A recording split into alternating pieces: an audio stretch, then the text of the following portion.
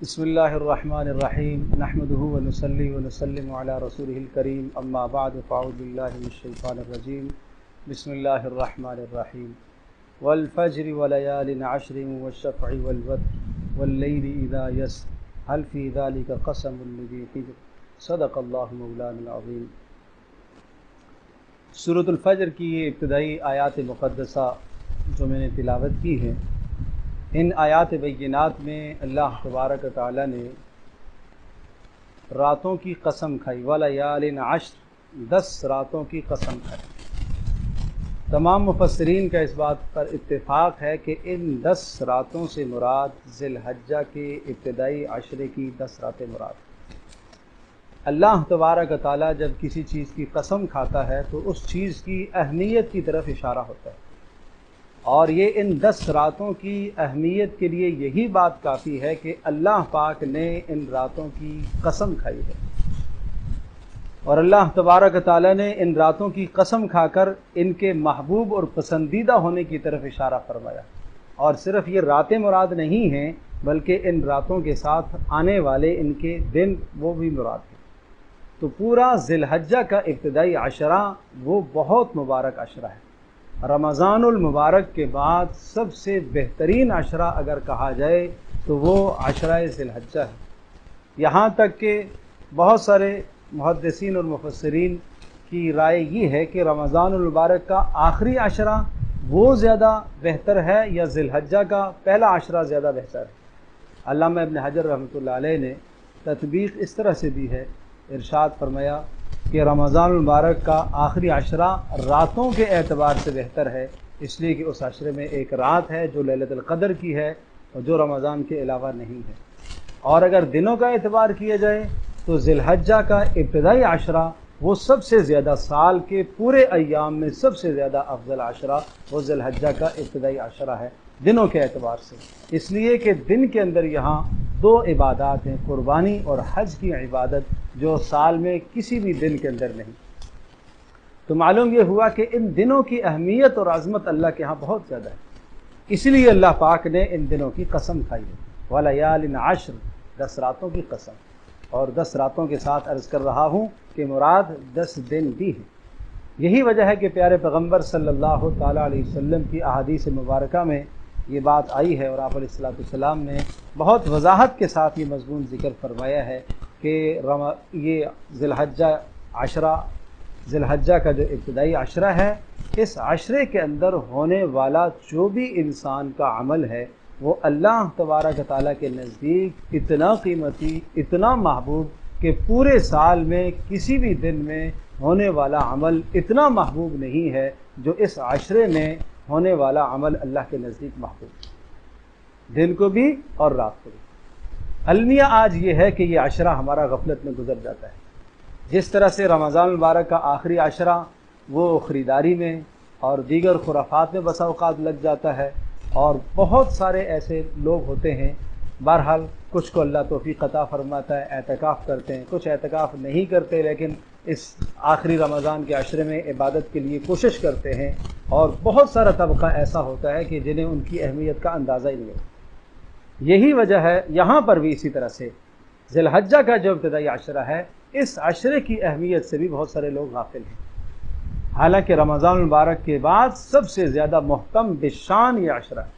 جس طرح رمضان کے اندر، رمضان کی سے پہلے ہم رمضان کی تیاری کرتے ہیں اور اپنی طرز عبادت کو ہم بدل ڈالتے ہیں اور اپنا زیادہ سے زیادہ وقت ہم عبادتوں میں صرف کرتے ہیں، اسی طرح سے اس عشرے میں بھی زیادہ سے زیادہ وقت ہم اپنی عبادات میں صرف کریں۔ پیارے پیغمبر صلی اللہ علیہ وسلم نے اس کی اہمیت بتلاتے ہوئے ارشاد فرمایا کہ اس عشرے کے جو ابتدائی 9 ایام ہیں ان میں سے ہر دن کا روزہ 1 سال کے روزوں کا ثواب ہے۔ قمری مہینوں کے اعتبار سے 360 ایام سال کے بنتے ہیں، گویا کہ تو ایک دن کا روزہ 360 روزوں کا ثواب رکھتا ہے۔ اور مزید اہمیت اور مزید اس عشرے کی شان آپ نے فرمائی کہ اس عشرے کی ہر رات جو ہے وہ ہر رات لیلۃ القدر کے قیام کا ثواب رکھتی ہے۔ تو رمضان کے آخری عشرے میں تو لیلۃ القدر کو ہم تلاش کرتے ہیں، شاید 21ویں میں ہو، 23ویں میں ہو،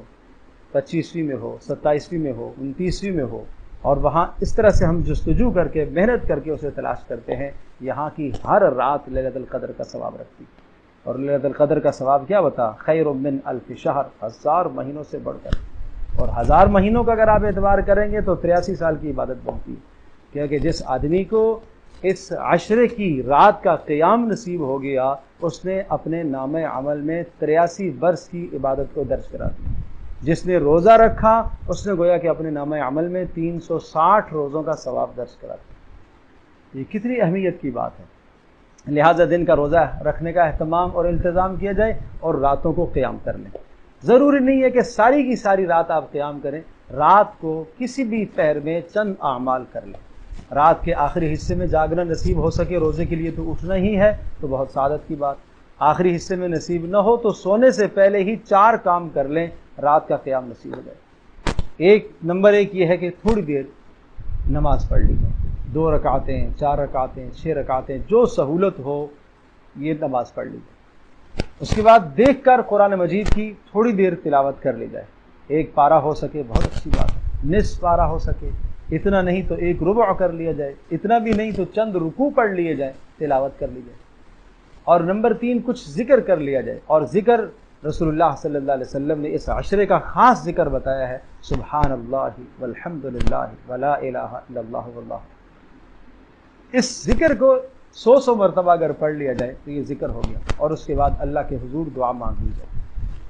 تو گویا کہ نماز بھی پڑھ لی، تلاوت بھی کر لی، ذکر بھی اور دعا بھی، یہ 4 کام اگر کر لیے تو، اور اس کے بعد عشاء کی نماز اور فجر کی نماز، یہ دونوں نمازیں با جماعت ادا ہو گئی تو گویا کہ رات کے قیام کا ثواب نصیب ہوگا، لیلۃ القدر کے قیام کا ثواب نصیب ہوگا۔ تو اللہ پاک نے اس امت کے ساتھ کتنا احسان کا معاملہ فرمایا ہے کہ گاہے بگاہے اللہ پاک دنوں کی اہمیت کو بڑھا دیتا ہے، اور ان دنوں کے اندر ہونے والے اعمال کی قدر و منزلت کو اللہ پاک بڑھا دیتا ہے، کہ کوئی بندہ اگر سال کے باقی ایام میں سست رہا اور عمل نہ کر پایا، ان مبارک ایام کے اندر آ کر اللہ کی بندگی، اللہ کی عبادت میں مشغول ہو کر اپنے آپ کو اللہ کے قریب کر لے۔ اور یہ غفلت میں یہ عشرہ گزر جاتا ہے، منڈیوں کے اندر جاتے ہوئے اور کھیل تماشے میں اور جانوروں کے ساتھ ان کی خدمت گزاری میں۔ کوئی شک نہیں، جانوروں کی جو قربانی کے لیے جانور لائے گئے ہیں ان کو کھلانا پلانا یہ ثواب ہے، اجر ہے، لیکن اس کھلانے پلانے میں اس قدر منہمک اور مشغول ہو جانا کہ ساری ساری رات اس میں بیت جائے، سارا سارا دن اس میں گزر جائے، اور کپڑوں پر ناپاک چھینٹے، پیشاب کے چھینٹے پڑے ہوئے ہوں اور اسے ہوش اور احساس نہ ہو، یہ ظلم اور زیادتی کی بات ہے۔